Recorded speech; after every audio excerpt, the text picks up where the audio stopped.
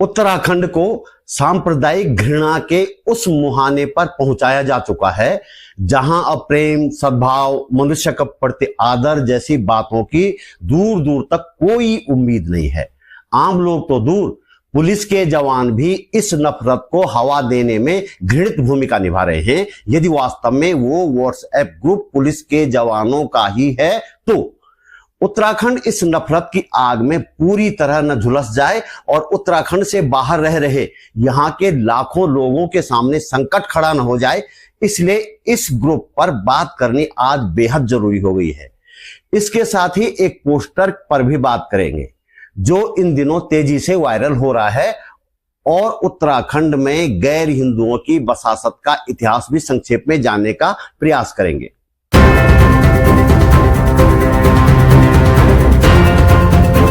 नमस्कार, बात बोलेगी चैनल पर आपका स्वागत। मेरा नाम है त्रिलोचन भट्ट और मैं करता हूं जन सरोकारों की बात। दोस्तों, जन सरोकारों की बात करने के लिए मुझे कहीं से कोई पैसा नहीं मिलता, मेरी आमदनी का कोई जरिया नहीं है। आप यदि मेरा चैनल सब्सक्राइब नहीं करते, वीडियो पूरा नहीं देखते, अंत तक लाइक कमेंट नहीं करते, दूसरे लोगों तक नहीं पहुंचाते तो मेरी मेहनत बेकार चली जाती है। उम्मीद है आप सहयोग करेंगे। जरा ये पोस्टर देखें। चेतावनी, गैर हिंदू रोहिंग्या मुसलमानों व फेरी वालों का गांव में व्यापार करना घूमना वर्जित है। अगर गांव में कहीं भी मिलता है तो दंडात्मक कानूनी कार्रवाई की जाएगी। आज्ञा से समस्त ग्राम सभा फला जनपद रुद्रप्रयाग। उत्तराखंड में कुछ सालों में न सिर्फ गैर हिंदुओं बल्कि राज्य के बाहर के लोगों के खिलाफ भी एक माहौल बनाया गया है। यह पोस्टर कई सवाल खड़े करता है। देश के किसी भी नागरिक को जबकि वह घोषित अपराधी नहीं है तो आप कैसे अपने गांव में आने से रोक सकते हैं? और जिस कानूनी कार्रवाई की बात कही जा रही है इस पोस्टर में, वह कौन सा कानून है? हमारे संविधान का अनुच्छेद 19A(d) भारत के हर नागरिक को देश के किसी भी हिस्से में स्वतंत्रता पूर्वक घूमने का अधिकार देता है और अनुच्छेद 19(1)(e) हर नागरिक को भारत के किसी भी हिस्से में रहने और बसने का अधिकार देता है। उत्तराखंड के जो लोग देश के विभिन्न हिस्सों में रह रहे हैं या बस गए हैं ना, इसी अधिकार के तहत रह रहे हैं। फिर आपका ये जो पोस्टर है, इसका मतलब तो सीधा है कि आपने भारत के संविधान को मानने से इनकार कर दिया है। और यदि ऐसा है तो संवैधानिक प्रक्रिया से संविधान की शपथ लेकर बनी सरकार क्या कर रही है? इस सवाल का जवाब तो सरकार को देना ही पड़ेगा। लगे हाथ एक व्हाट्सएप ग्रुप की भी बात कर लेते हैं जिसके कुछ स्क्रीनशॉट बाहर निकले हैं इस ग्रुप से। ग्रुप का नाम है UK 01-13 उत्तराखंड पुलिस। बताया जा रहा है कि यह पुलिस के जवानों का ग्रुप है। इस ग्रुप के जो स्क्रीनशॉट बाहर आए हैं वे बेहद नफरती हैं और कई तो अश्लील भी। CPI-ML के राज्य सचिव इंद्रेश मैखुरी ने इस ग्रुप को लेकर मुख्यमंत्री और DGP को लिखित शिकायत भेजी है। शिकायत में उन्होंने लिखा है कि UK 1-13 उत्तराखंड पुलिस नाम का ग्रुप अल्पसंख्यक समुदाय के खिलाफ बेहद घृणा भरे मैसेज भेज रहा है। पुलिस एक अनुशासित बल है जिससे कानून और संविधान के अनुसार चलने की उम्मीद की जाती है। पुलिस के आचार व्यवहार के लिए आचरण नियमावली भी निर्धारित है, लेकिन पुलिस के इस व्हाट्सएप ग्रुप के मैसेज पढ़कर ऐसा लगता है कि यह किसी अनुशासित और कानून का अनुपालन कराने वाले बल का नहीं बल्कि सांप्रदायिक घृणा के जहर से भरे हुए बलवाइयों का ग्रुप है। उन्होंने पुलिस में पनप रही विद्वेष की प्रवृत्ति पर लगाम लगाने और इस तरह के मैसेज भेजने वाले पुलिसकर्मियों के खिलाफ कठोर दंडात्मक कार्रवाई करने की मांग की है।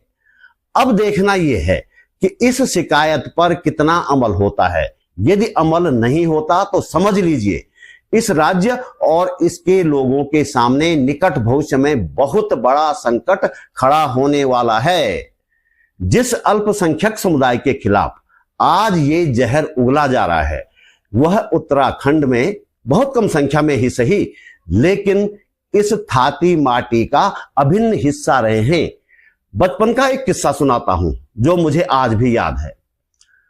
रुद्रप्रयाग जिले में मेरे गांव के पास के एक गांव में कुछ मुस्लिम परिवार सदियों से रहते रहे हैं। इन परिवारों का मुख्य पेशा होता था चूड़ी बेचना। इस गांव में एक व्यक्ति था फकीरा, नाम हो सकता है कुछ और रहा हो, लेकिन मेरी दादी उसे फकीरा कहती थी। वह जब भी गांव में चूड़ी बेचने आता तो गांव भर में चूड़ियां बेचने के बाद मेरे घर पर आता और उस दिन की सारी कमाई मेरी दादी के सामने रख देता। मुझे याद है वे 1, 2, 3 या 5, 10 पैसे के सिक्के होते थे। ज्यादा से ज्यादा अठन्नी होती थी, चवन्नी होती थी।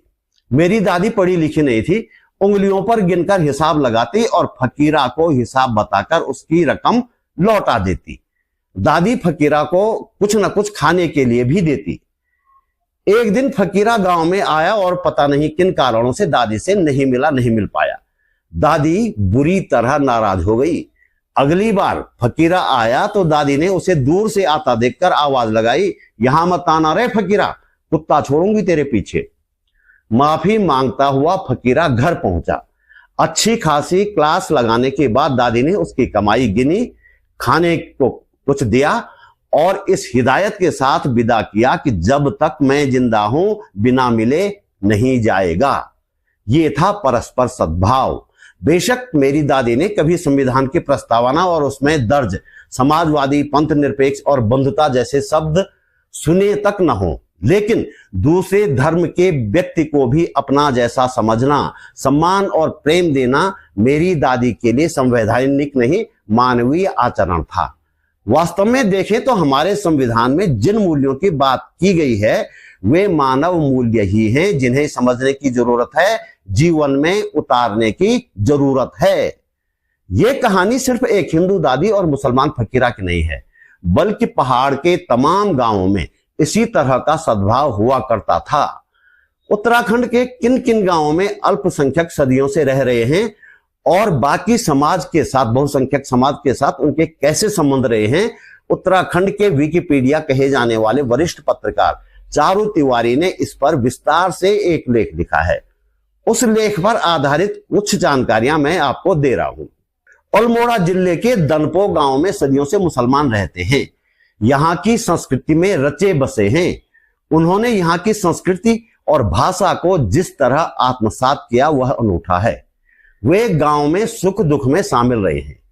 टिहरी जिले की एक पूरी न्याय पंचायत मुस्लिम बाहुल्य गांवों की है। जाखणीधार के अंजलिसेड़ क्षेत्र में मोली, अंदरेठी, कफलना, गौधांस, सुनाली, भटवाड़ी, निराली, बोस्टा, चुनारकोटी, पहलगांव, निगवाली, मथमिंगवाली जैसे मुस्लिम बाहुल्य गांव हैं। ये राजा के समय से यहाँ बसे हुए हैं और यहीं के होकर रह गए हैं। यहीं के सुख दुख में शामिल रहे, यहीं की संस्कृति में रच बस गए। पौड़ी जिले के कांडाखाल, मलगांव, रामगांव, जुड्डा, बुंगधार, सिमली, मोसौली आदि में 20वीं सदी के आरंभ में ही मुसलमान आ बसे थे। इनमें ज्यादातर गुर्जर थे जो अपने भैंसों के साथ यहाँ आए थे। पिथौरागढ़ और चंपावत जिलों के दर्जनों गांवों में सदियों से मुसलमान रहते आए हैं। देवलथल, उसेल, लोहाघाट के कोलीभेग, चंपावत का मनिहार गोट और जौलजीबी में मुसलमानों की बड़ी बसासत रही है। देवलगढ़, उसेल ब्राह्मणों का गांव है और यहाँ बड़ी संख्या में मुसलमान भी रहते हैं। उसेल गांव में आज भी मुसलमानों के चढ़ावे के बिना मंदिर में पूजा नहीं होती। सुन रहे हो ना नफरतियों? अल्मोड़ा के भंडर गांव, ग्वाली पोखर, कुंवाली, मझखाली, रियोनी, सोमेश्वर, चनौदा, बचखानिया, चौकुटिया, द्वारसों, इन गांवों में बड़ी संख्या में मुसलमान सदियों से रह रहे हैं। कुंवाली के मुस्लिमों का एक गांव है रौला खरक। इस गांव में भी पहले से ही मुसलमान रहते आए हैं। चमोली जिले के नंदप्रयाग क्षेत्र में मुसलमान बहुत पहले से रहे हैं। इन मुसलमानों ने यात्रा सीजन में हिंदू यात्रियों की व्यवस्था का जिम्मा भी संभाला। यहाँ के मुसलमानों ने यहाँ एक हिंदू तीर्थ यात्रियों के लिए धर्मशाला का निर्माण भी कराया। रुद्रप्रयाग जिले के डांगी, बेडूबगढ़, भीरी में मुसलमान रहते हैं जो यहाँ की संस्कृति में रचे बसे हैं।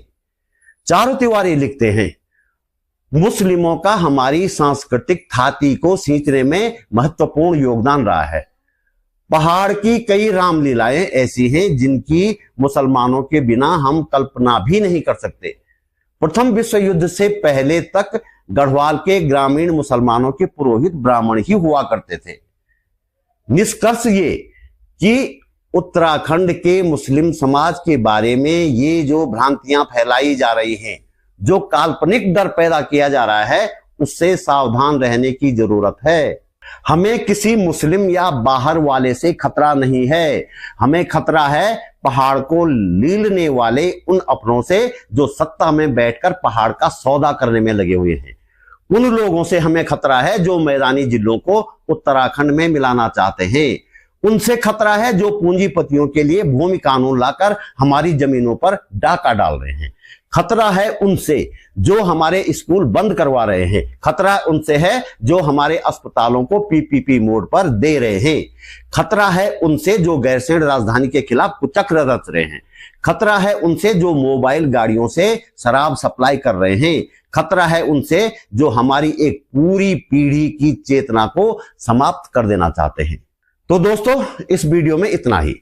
आज हमें यह समझने की सख्त जरूरत है कि इस तरह के जो पोस्टर बनाए जा रहे हैं, आम लोगों के ही नहीं, पुलिस के जवानों तक के व्हाट्सएप ग्रुप में जो नफरती संदेश फैलाए जा रहे हैं, वह एक बड़ी साजिश है।